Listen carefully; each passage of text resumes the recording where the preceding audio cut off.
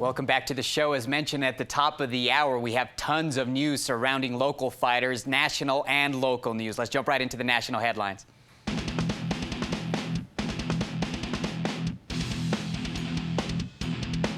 Fans of the natural-born killer Carlos Condit will have to wait for his next shot at the 170-pound UFC title, as Robbie Lawler has reported an injury and has pulled out of the fight. The fight is postponed and it will be rescheduled. As soon as we have more information over that, we hope to give it to you guys. I know you guys were all expecting tons of Jackson's MMA fighters to fight for a title this year. Looks like that might be pushed back to early 2015. A fight that was actually brought up, Jackson's MMA's Holly Holm against Ronda Rousey for the 135-pound female title. That division, of course, loaded with names. This fight has now moved to Etihad Stadium in Australia. They're hoping to fill that up and set the record for the most fans at a UFC event. They're expecting about 70,000 there, so we'll see if something like that can be made. We'll ask the guys in the roundtable if they think that's even a possibility. So very huge news, and obviously a fight that moves up 7 weeks. Another fight that was just announced this week, Albuquerque's Michelle Waterson will be fighting Tisha Torres December 12th, and on that Aldo McGregor undercard. Looks like that's a very solid card that they're doing for the MGM Grand. Another big showcasing fight for Michelle Waterson. As far as boxing news, we have a pretty big card that you may not have known about. PBC on CBS this weekend. Former champion Anthony Durrell, of course, cancer survivor himself, against Marco Antonio Rubio, really tough Mexican fighter. In his last fight, Durrell lost his world title against Badu Jack. Rubio lost his last fight against Triple G. Rubio, for those that don't know, actually has a win, TKO win over David Lemieux. On that co-main event, Jamie McDonald against Japanese-Mexican, don't hear that often, Tamaki Kameda in a rematch of a solid WBA bantamweight title fight that they had back in May. So those two matches are shaping up to be pretty tight. Those odds in both fights are super close, but a championship fight on the co-main event nonetheless. Championship fight and bragging rights fight took place this past weekend as Leo Santa Cruz defeated Abner Mares via majority decision in a fight that many feel lived up to the hype, gave ESPN's highest ratings for a boxing event since 2008, and it peaked at 1.6 million viewers. We'll be breaking this one down and what potentially is next for both guys in our roundtable. So that'll do it for the national news. Pretty loaded. Let's move over to the local headlines.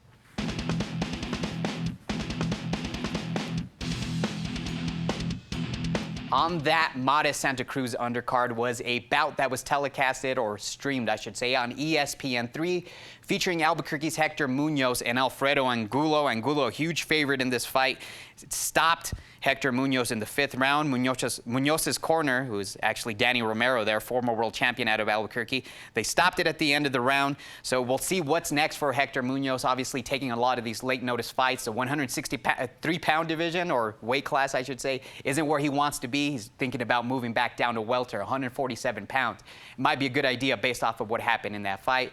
More news just announced this week.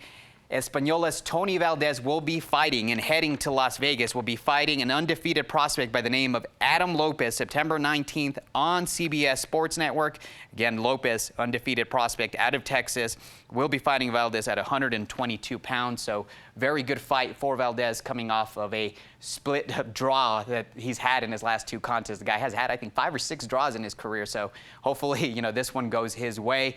And in more news, Austin Trout, former WBA world champion out of Las Cruces, New Mexico, will be headlining a Fox Sports 1 card. Again, special day of Tuesday, September 8th, against Joey Hernandez, prospects Jorge Lara and Jesus Rojas in a super bantamweight co-main event there. Odds on the Trout versus Hernandez fight haven't actually been out yet, but nonetheless, we'll keep you guys updated. Check our Facebook page for that information. Of course, the results for this one after it does take place.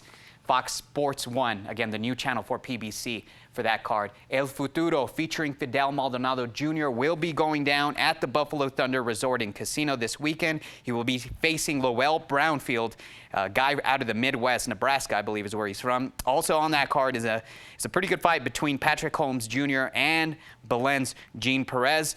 A couple of us will be doing the play-by-play and the commentating and also the background reporting on that. So make sure you guys check us out, whether it be in person or on Go Fight Live. That'll do it. Loaded headlines, national and local. Let's jump right into the highlights, some pretty good ones.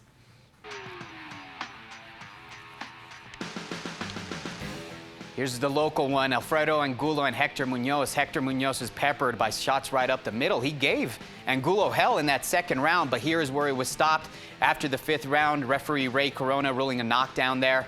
But look, just the power that Angulo was able to land. Munoz, just defenseless, had to take a knee in that one.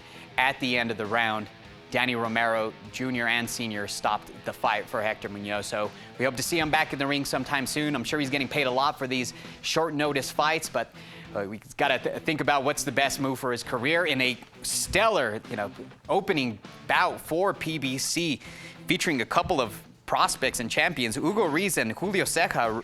Reis knocking down Ceja early on, and then Ceja coming back to actually take this fight later on in the 5th round. Look at this comeback. Just unbelievable the way he was overwhelmed early on and had a length disadvantage, but was able to close the gap there and bash. Beautiful left hook. Here we go. This was, I'd like to say, a joke. Ricardo Mayorga and Shane Mosley Jr., both guys a combined 190 years old. Look at Mayorga just being as cocky as ever. This, of course, is the second fight between both guys. It was this body shot that ultimately did him in. It was right above the belt. Mayorga's belt riding pretty high, but that fight ended early. And not sure how many pay-per-views they sold, but Mosley said he needed $33,000 to break even for promoting his own card. Here's the big one that took place over the weekend. Leo Santa Cruz and Abner Mares just going at it from the onset of the bell. We're going to talk about this. A lot of people feel this is a lower weight, modern Hagler versus Hearns, the way these two guys were landing. Wasn't a whole lot of power landed by both guys, but just the amount of action, over 2,000 punches for each one of them was just, for both of them combined was just unbelievable. And here they are, just scrapping to the last 10 seconds. This is what you want to see in a big magnitude fight like this. There might be a rematch between these two guys on pay-per-view, but we'll definitely talk about this fight and what both our boxing expert and MMA experts think of this contest and what it does for the sport of boxing. After the break, earlier this week, we were at the Holm press conference. You guys will catch a snippet of that, so make sure to stay tuned and check it out.